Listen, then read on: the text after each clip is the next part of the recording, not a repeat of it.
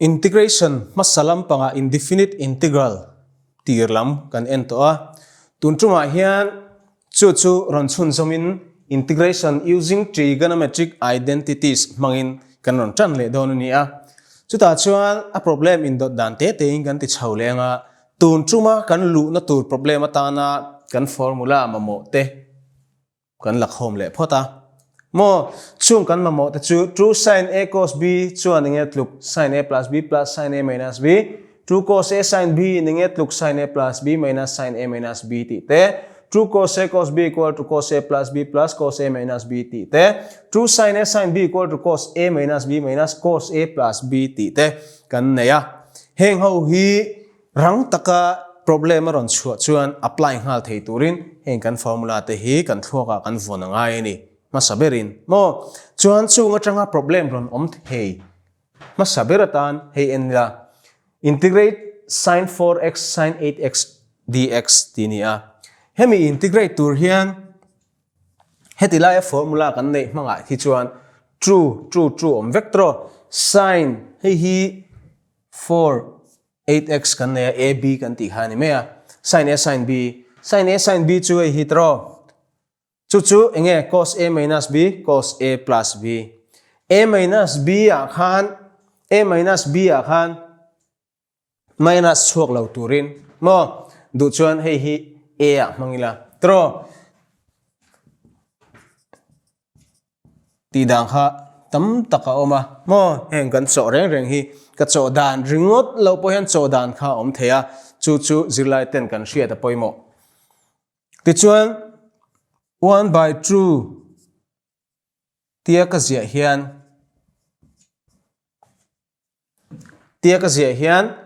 helaya 2 ka da hian he formula hi man thei chia helaya 2 ka da ringot hian equal to sin man ka du sia ain equal theilo in equal to chuan a cancel pui tu true ka da telangai tro ti chuan a cancel pui turin 1 by 2 ka da ta a ti chuan chuan inget luk tak le true sin a sin b chuan cos a minus b cos a minus b minus cos a plus b ron chuak ta bracket chunga tro ti chuan 1 by 2 cos 4x minus cos 12x dx kan nei le ta ti chuan hei hi a hma mi ang chi khan a hrangin kan integrate ta mo cos 4x dx minus integrate cos 12x dx tro 1 by 2 kha chu la common renga chuan 1 by 2 nia cos hi kan integrate chuan sin tro sin 4x coefficient of x ka a divide to aron tang kan ti kha tro ti chuan ta hian heta 1 by 2 hi kan la phei nga la 1 by 2 tro ti chuan cos kan integrate chuan sin 12x a coefficient kha a divide to a tang nga la plus constant of integration hi enge ani ti kha episode masa a kan sei to a hei chu kan sei to lawang ti chuan enge tluk tak le sin 4x divided by 8 minus sin 12x divided by 24 plus c tikhan all sum deuh main hetiang ang chi te po hi mo heng identity trigonometric identity formula kan soi mang hian all sum deuh in kan chok thei ni adot le chuan integration by parts kan enanga chuta chuan function pahnih kan nei ta u le v mo chu function chu achang chuan x ex te po niang mo aron in multiply a tro khoizok hinge u ninga khoizok hinge v tuna kan soi tur hi ni ti chuan ta hian u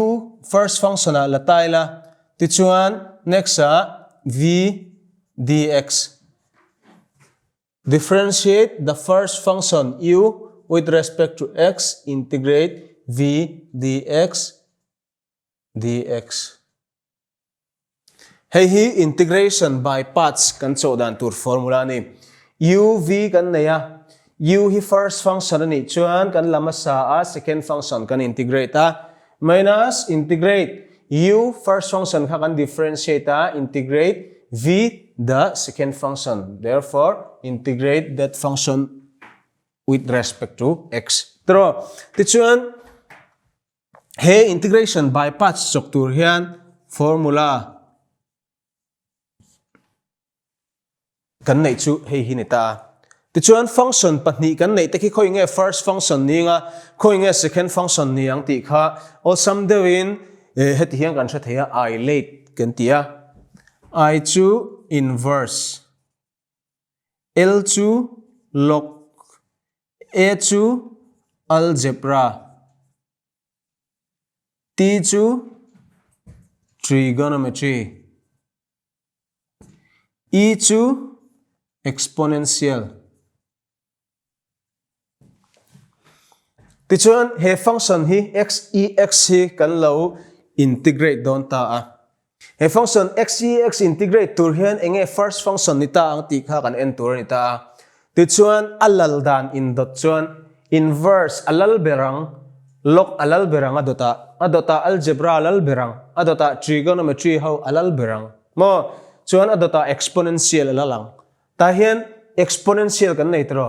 alal dan in dota exponential hi ato bera tro ti chuan x hi chu algebra chunga ta ani chuan exponentially alal dana lal lo berani tro chu wangin a first function tur chu x zok hi ni don ani x a first function ani chuan u aya x don v aya nge e x don minus integrate differentiate enge first function kha x kan differentiate a enge second function kha e power x hi kan integrate le chu chu kan bracket a ti hian dona tro ti chuan chu chuan enge tlukang x integrate ex with respect to x ni chuan ex tro minus hei hi 1 a chuak differentiation of x with respect to x chu ex kan integrate chuan enge chuak ex tro ni chuan hei hian a tluk tur chu ex minus ex into 1 chu ex ani mai chu kan integrate chuan ex plus constant of integration c equal to ex x minus 1 plus c ex kha komana kan la tro tiang khan integration by parts hi kha tiang kha kan chok thin ani adot le hian theorem kan enanga approve kan sei lo thunga he theorem a hian integrate ex fx plus f dash x dx ani chuan omzia chu hei hi khoi mo jok ka differentiate a chuak chu hei hi ani hian atluk tur chu ex into original function plus c tro chu tiang chu ta hian thil thleng thei om kan enang tan next kan differentiate hian enge chuak thim kha tan next kan differentiate chuan sec square x ani ti kan share tro log sec x hi entaila differentiation of log sec x with respect to x ani chuan differentiate with respect to sec x ani anga sec x he ni bokanga tro ni chuan he hian atluk tur chu 1 by sec x tro differentiation of log x with respect to x chu 1 by x ani chin tain kan x chu sec x ani tro ti chuan sec x kan differentiate chuan sec x tan x ani ang tro ani chuan he kan cancel a tan x ani a tro ani chuan hemi hi kan differentiate a hei hi chuak ti na ni em ni tro hei kan differentiate a hei hi chuak tro chuti ni chuan kan answer tur chu chok vak kher lawin mo chok vak kher lawin kan answer tur chu equal to ex of nge niang a function akha tro log sec x plus constant of integration ti khan step khat leka he formula mang hian puai dewa thui deuh kan chaw tur kha pum pelin step khat leka kan chok theini adot le chuan some special integrals chunga heng pathum formula hi kan ron nei le a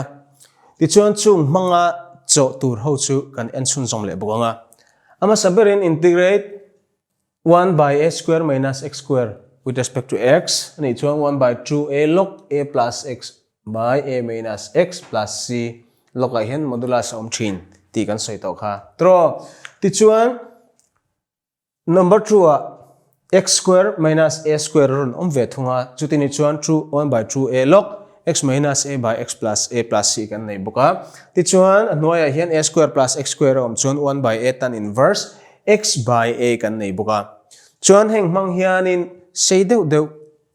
heng ho i shelawila sei deuh chaw ngai ho kha heng ho kan hriat mang si hian all sum te in step toite te a chaw dan kan en le don ani ti chuan ta hian integrate dx divided by x square plus 16 kan le a hi antinge kan siam thei dan chu dx x square plus 4 square kan ti thei tro chu enge ta hian tluk teu ber a square plus x square tro ani chuan ta hian x square plus a square ta hian hei a tro a chu 4 tro 1/a tan inverse x by a plus c kan ti ang chi te kha ta po hian all sum deuhin kan chok theya ti chuan next problem pakhat kan en le ang he problem hi en le don taila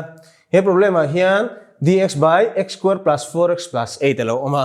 mase tuna hian some special integral chunga class 12 textbook a kan omlai alo ni ta am chuti ni chuan kan thil hriat sa ho kha ni china formula som pathum a masabera episode masa a kan tina episode masa kan zia te le ni china trigonometric identity pali kan zia te le heng pathum kan zia te hi tun china kan zir to ten nia khang kan hriat sa te ka man turani mo kan hriat lo chu man ngai na la om lo tro kan hriat sa te mang khan en tinge hi kan chong ti kha ni da anita ti chuan a hnuaiah hian eng square moni siam thei turin en ti kan tiang ti kan enta ta hian x square om sa ta chuan 4x eng tinge kan zia thei 2a b tro chuan hei a square a ring taila x a ani chuan tro hei hi 2a b tina tro ai chuan b chu 2 b square ai chuan a square plus 2ab plus b square ni thi tro ma se ta hian hei hi 4x ne tro hei hi la om ngai reng lo kan et mo 2 square hi la om ngai reng lo kan et whole square siam kan du wangin chu mini wang chuan om ngai reng lo kan et very ngot kha cancel pui turin ama thau kha kan siam ngai kan minus le ngai chuan enge plus 8 tro ti chuan chuan atluk tur chu hemi chin zong hi a square plus 2ab plus b square tro chu enge a plus b whole square tro chuan apia khian enge omle ta hian 4 oma ta hian 8 om tro minus 4 plus 8 chu enge minus 4 plus 8 chu plus 4 ani mai tro plus 4 tro plus 4 chu engtinge kan zia the 2 square ni chuan integration dx divided by x square plus a square thau khani x square plus a square thau khan kan ron da le ta dei mai tro ani chuan chuan nge tluk 1/2 a chui hi tro tan inverse x chui nge hemi pumpui hi tan inverse x by a plus c chu 1/4 tan inverse x plus 2/2 plus c tikhan all sum te in heng te hi kan chokle thei ani adot le a hian 3 more special integrals kan nei le a pakhat na hian integrate dx root hnuaiah root over a square minus x square ma chuan enge tluk sin inverse x by a plus c ti te hnuaiah hian root over x square minus a square on ve thung chuan log modulus x plus hnuaiah mi kan bel tro chuan ta hian integrate dx hnuaiah x square plus a square root over om ve thung chuan x plus hemi tur hi tro root over x square plus a square plus c chung te chu mang trăng kai turin tuna hian problem pakhat kan chokle chin dona chuta chuan kan soi to ang khan kan hriat lo chu man ngai na om lo kan hriat to sa te kha ta en me bel kan tum le don ani tro chuan a hnuaiah khian root over x square minus a square kan ti ang chimo x square minus a square kan ti ang chimo chi sang kha hriat kan nei cheu to a tro chung kan formula te chu apply tur chuan en ting ani ang ta hian x square plus and tiếng kan zia thei true a b tila 6x ron chuak tro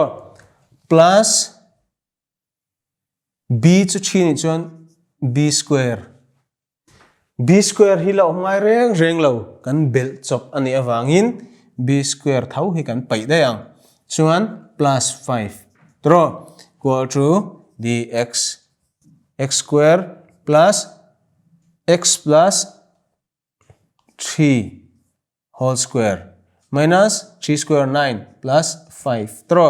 equal to x square x plus 3 whole square minus ta hen nge om ta hian minus 9 plus 5 to 4 chu nge true square ama a kan formula hriat to ang khan hei ka integrate ta dx by x square minus a square kan tiang chi kha khatiang te po kha formula a kan da lu le mai do na ni he problem a hian dx along ta tro root om tur o root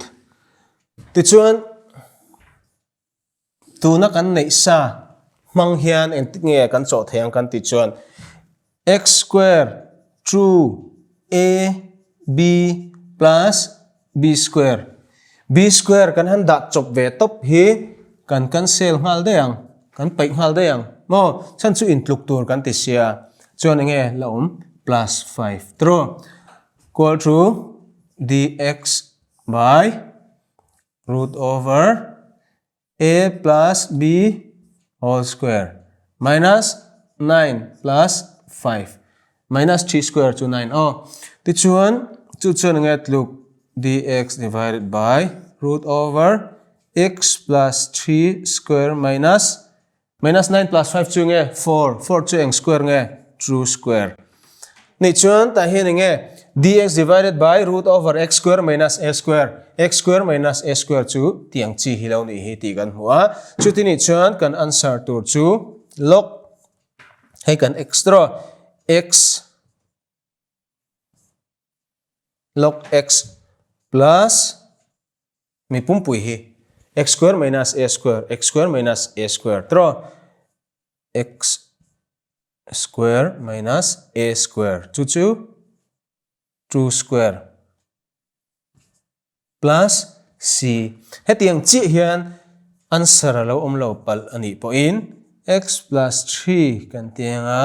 achung hi x square plus true ab chu nge tan jing hal mayang true ab chu 6x plus 3 square 9 minus 4 plus c tro chu eng tinge kan la zia le thei x plus 3 plus root over x square plus 6x 9 atang in 4 kan pai chuan 5 ti khan heng ang chi problem po hi kan chok le thei ani adot le hian 3 more special integrals nuwa hian 3 more special integrals bok kan nei le a mo zirtur hi atam ve em met sa hian mo begin science sa hian chuwang chuan students te po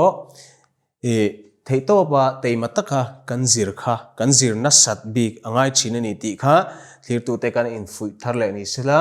ti chuan pakhat na hian integrate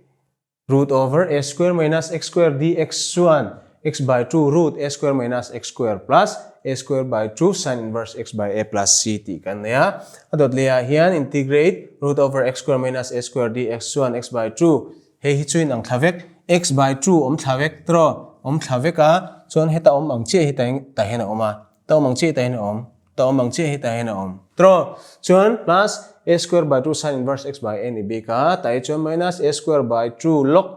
x plus hi tro a square by 2 log x plus hi tro ta hen om ani chu khatiang ang cho na tur chi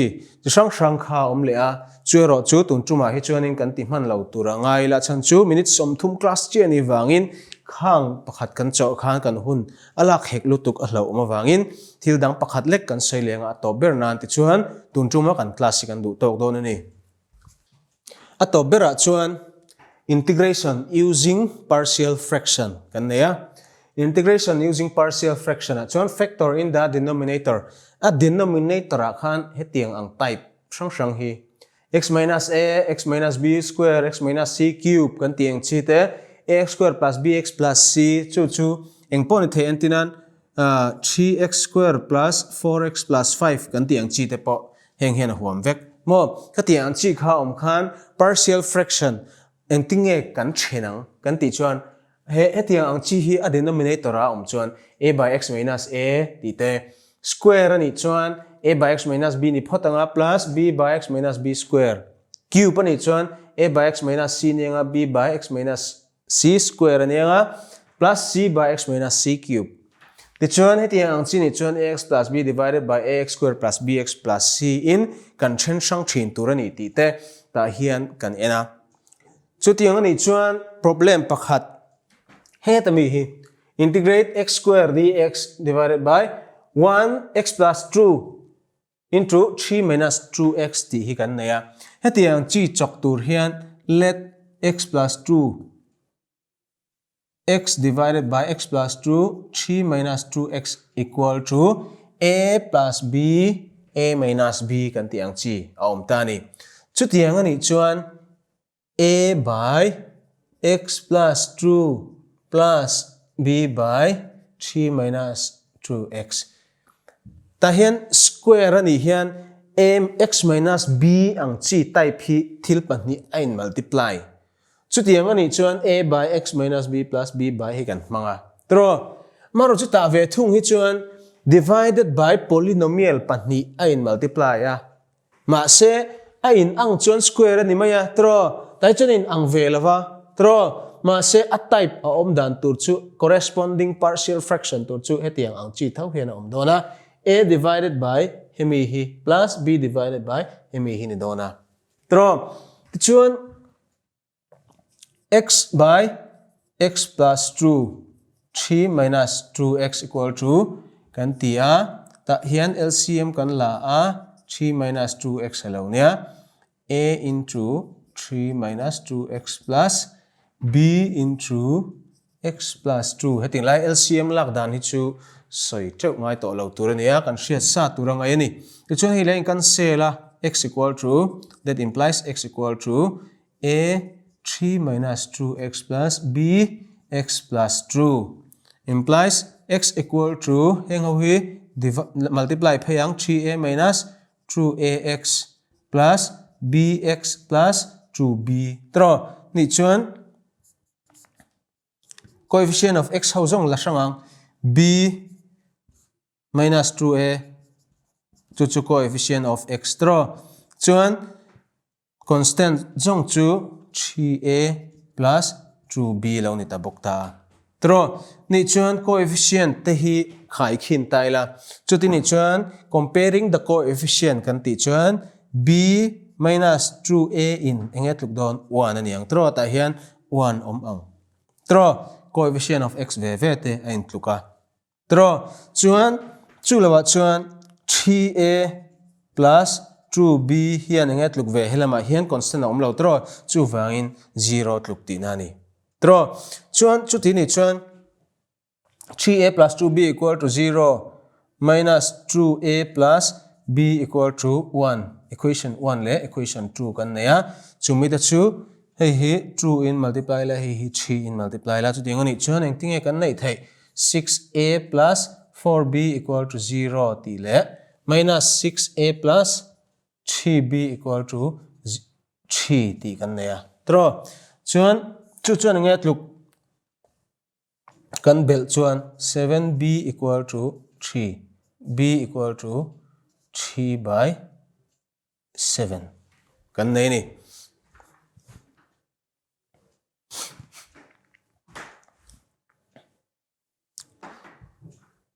b equal to 3 by 7 kan neya b equal to 3 by 7 hi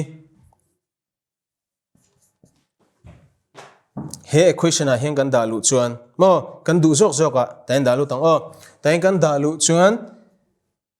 3 by 7 minus 2a equal to 1 that implies 3 by 7 minus 1 equal to 2a kan neya chu 7 LCM ania 3 minus 7 equal to 2a tro ni chuan a equal to minus 4 by 14 tro a equal to minus 2 by 7 ti kha kan hule ta boka chuti ni chuan a le b te kan chok chuak ta a chu minus 2 by 7 ani wangin a chu minus 2 by 7 kan da theya b chu 3 by 7 ani wangin b aya 3 by 7 kan handanga tikhan olsamte in kan integrate zung theya chu heng tuna ka chaw lai hi chu hetlai ka chaw thlak char lai kha kan potla charanga b ka chaw chua hian a lang thlatop menga chuan